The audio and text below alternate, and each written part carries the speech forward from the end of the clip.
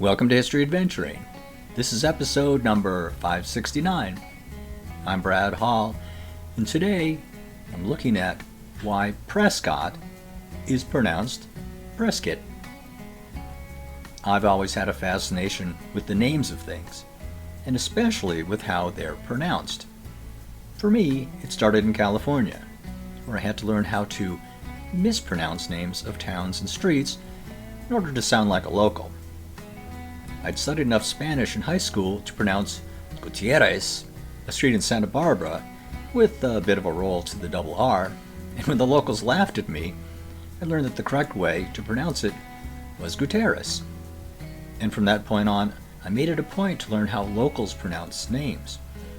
And it's mostly because something gets repeated over and over and it gets slurred. My favorite example in Arizona is Prescott, pronounced Pres-kitt. And there really is no deeper meaning than just slurring. The way that the word waistcoat is pronounced Westcott in England. The list goes on, and I'm sure that you can think of more. I had a good friend in the 1970s who always called me Brdal. It would have sounded strange if he hadn't said it that way. Nothing is more hilarious to a local than some out-of-town Jasper who can't pronounce something the way that locals do. And in my experience, the less someone has traveled, the more they laugh at people who are trying to pronounce something that the locals all know.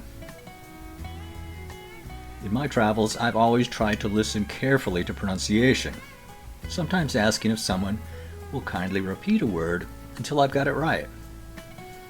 It becomes something like a secret handshake that people recognize and respect. My favorite one here in Arizona is pronouncing Muggy-on. Well, howdy, stranger. You're not from these parts, I reckon. This is Prescott. This has been History Adventuring. I'll talk to you later.